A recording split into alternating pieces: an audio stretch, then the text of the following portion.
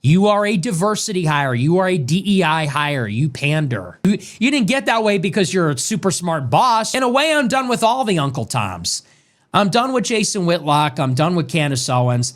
I'm done with all the Uncle Tom token blacks. Like, you're not that smart. You're not even that conservative. You built your career on a grift that is now dead. You were hired when diversity quotas were a thing. You were hired when white guilt is a thing. DEI is over. So now you're done. You need to be fired. Unfiltered. So Tim Scott said God chose your favorite uncle. Not the voters, not the Supreme Court, not the Republican National Committee. God chose Trump. Now guys, for some of you who are wondering, is this satire? No, this is not satire. This is a real quote from a man that is currently on his book promoting tour. His book called One Nation Always Under God, while fighting against civil rights and protecting and telling the world that racism does not exist. So today, guys, we are pulling back the curtain. Not only on our black tokens, but especially on Tim Scott and the whole cast of black political sellouts being used to validate white supremacy. Because let me tell you, they not like us. Now, who is Tim Scott? Tim Scott was born on the 19th of September, 1965. He is a politician and he represents the Republican Party. He was born in North Charleston, South Carolina. He became a senator for South Carolina in 2013, I believe. He's also the first African-American senator elected in the southern United States of America. Plus, he is the longest serving black senator in U.S. history to serve both in the House and the Senate, where he chairs a full committee. Now, aside from that, he's also a businessman and an author. Now, let's be fair. Tim Scott has done some things for South Carolina. The $25 million infrastructure grants, a housing bill with Elizabeth Warren, help their property owners get FEMA money. But here's what they don't tell you. That Road to Housing Act is mostly deregulation, guarantee affordability. It mostly guarantees profit for developers. That $25 million build grant, that was part of Biden's whole infrastructure bill. That wasn't Tim's solo doing. Let's be honest. And then it went to a county that already voted red. That FEMA heirs property win, long overdue, and still does not fix the broken land laws that hurt black families in the first place. So if you ask me, Tim brings home the scraps and then he sells you the plate. He brings home the money, but the bank is still owned by white supremacy. And then let me refresh your memory. America is not a racist country. America is not a racist country.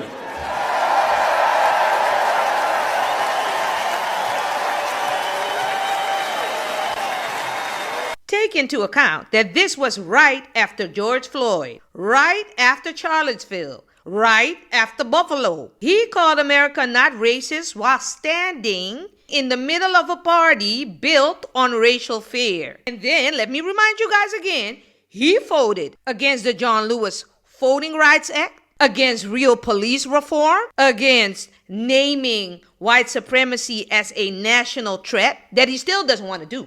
So when I see him, I ask myself, like, who is he really serving, guys? Because it's definitely not black voters. It's not civil rights. And I don't think it's God either, but who am I? Because in my eyes, the God that Tim Scott serves has a thing for tear gas, tax cuts, and voter suppression. What kind of God is that? So yeah, Tim Scott, yes, he's black. But the policies he backs are not for black people. But then Tim Scott is not alone in this. Let's talk about tokenism for a second. Candace Owens, Byron Donalds, Clarence Thomas, Jason Whitlock. Let's start with my girl Candace Owens. She is kind of going through a rough patch. So Candace basically built her career on bashing black folks, only to get fired by the Daily Wire, called a coon lover by Nick Fuentes. Maybe it's time for you as a woman to sit down and shut the fuck up, bitch. You want to call me out? Why don't you observe the fact that while you had a contract at Daily Wire, Turning Point USA, InfoWars, book deals, and by the way, Because you're a black woman, because you are a semi-articulate black woman. You're like Obama. She don't talk with that Negro dialect. She was a black woman who did the conservative grift, and she rode that tokenism doing fucking Blexit for 10 years, making millions of dollars, and then married into a wealthy family. Now you want to call me out, the OG? So sis, you basically chose white validation over black liberation, and then look where it got you. Then we have your guy Clarence Thomas, stripped away voting rights and affirmative action. Who is the most corrupt judge in America, and can we impeach him? U.S. Supreme Court Justice Clarence Thomas has been exposed for accepting gifts, aka bribes, in the form of expensive luxury holidays from a Republican billionaire, Harlan Crow. These gifts included free stays on his private jet, his private yacht, and his private mansion. This isn't his first ethics violation. Clarence Thomas failed to recuse himself from cases on the January 6th insurrection, even after it was exposed that his wife asked the White House Chief of Staff to help overturn the 2020 election in support of the insurrection. So can this man be impeached? Technically, yes. 15 federal judges have been impeached before, but impeaching a Supreme Court justice would require a majority in the House and a 2/3 majority in the Senate, and Republicans won't vote to impeach their own judge. Now, Byron said in the Jim Crow era, black families were better off. You see, during Jim Crow, the black family was together. That's right. During Jim Crow, more black people were not just conservative, because black people always have been conservative-minded, but more black people voted conservatively. And then HEW, Lyndon Johnson, and then you go down that road, and now we are where we are. Sir, literacy tests and lynchings were not really family values. Then Jason Whitlock. Now he just blames every black problem on the woke culture, all the while collecting paychecks from white-owned platforms who love to watch him perform. You are a token. Hey, Jason, you're a token. You are in conservative media as a black guy that can confer upon white people the dignity of not being called a racist for having their views. That's why you get paid. And that's why I don't, because I didn't have the privilege of being born black. I was born white, so there's a limit on what I can say.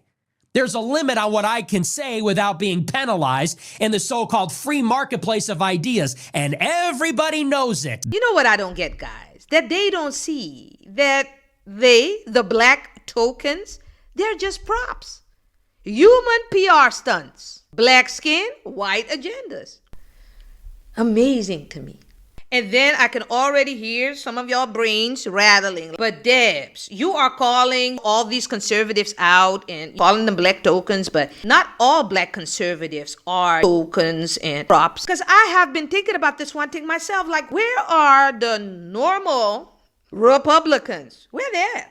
Because in my eyes, being conservative isn't the problem. Because I have seen quite some black conservatives with principles. I really have. Colin Powell, Condoleezza Rice, Maya Love. Remember Colin Powell when he called out racism in his own party?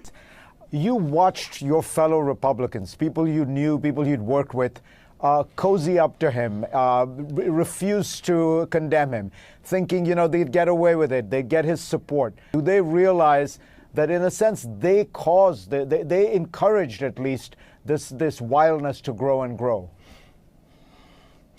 They did, and that's why I can no longer call myself a fellow Republican. We need people who will speak the truth, who remember that they are here for our fellow citizens. They are here for our country. They are not here simply to be reelected again. Come on, guys, you can make it in private life if you don't get reelected. But right now, we need you to be real Americans who we can trust, who will tell the truth, who will argue on the basis of facts and not just argue on the basis of what their primary looks like. And then Maya Love clapped back at Trump with this whole shithole country's comment. President Trump took a jab at me because he thought that the race was over, and he lamented that I wouldn't ask him to come to the state of Utah. I was somewhat surprised at first. Made me wonder, what did he have to gain by saying such a thing about a fellow Republican? It was not really about asking him to do more, was it? Or was it something else? Well, Mr. President, we'll have to chat about that. However, this gave me a clear vision of his world as it is. No real relationships, just convenient transactions.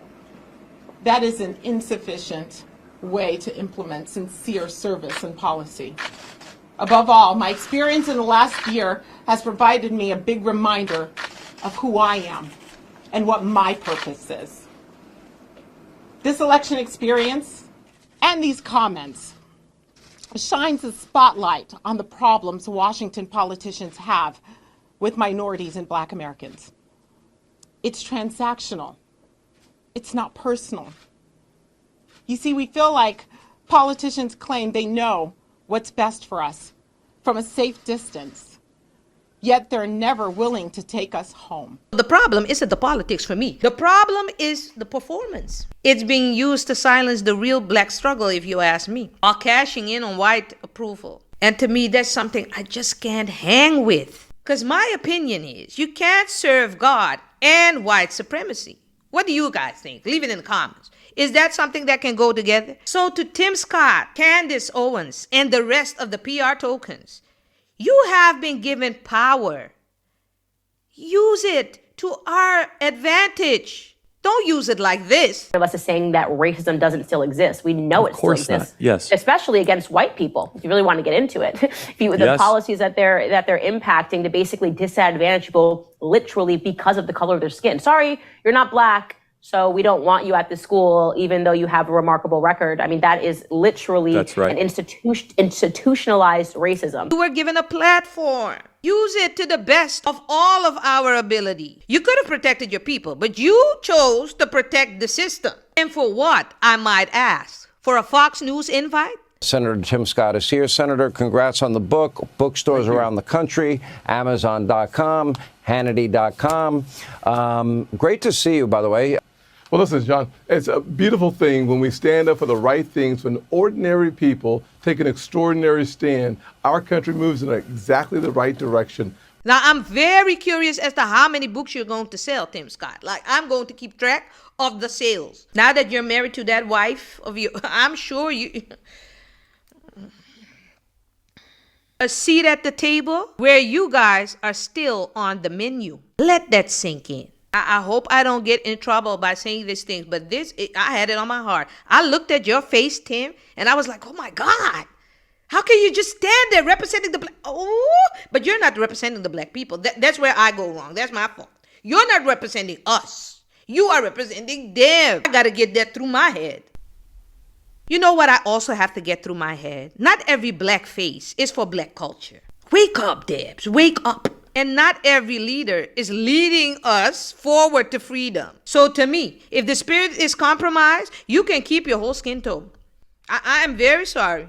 They're not like us. And I'm done pretending that they are. So what are we supposed to do, guys? Because I've seen it all around, all in my comments. We need to unify. We need to come together. We need to, have a positive Black representation. So what do the people of color have to do in the United States to come together when this is also what represents us? OC and Jasmine Crockett can't do the work all by themselves. These are our national secrets.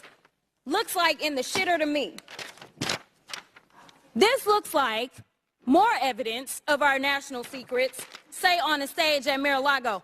When we're talking about somebody that's committed high crimes, it's at least indictments. Let's say 32 counts related to unauthorized retention of national security secrets, 7 counts related to obstructing the investigation, 3 false statements, 1 count of conspiracy to defraud the United States, falsifying business records, conspiracy to defraud the United States, 2 counts related to efforts to obstruct the vote certification proceedings, 1 count of conspiracy to violate civil rights, 23 counts related to forgery or false document statements, 8 counts related to soliciting, and I could go on because he's got 91 counts pending right now. So I think we should get rid of the sellouts and bring in some fresh faces that really represent us. Now, if you have any idea as to how, what, when, where, put it in the comments, fam. And also put in the comments if you agree with me, don't agree, whatever. If you like Tim Scott, you don't like his ass, put in the comments. But I think I was clear on what my stance is. I'm going to do a separate video for Jessamine Crockett, for OC, and what I think they can bring to the table together, maybe. But then Cam Newton, I start to like him too. All right, guys. Hit a like, hit a subscribe for your girl. Thank you for spending your time with me, and I'll see you soon. Peace.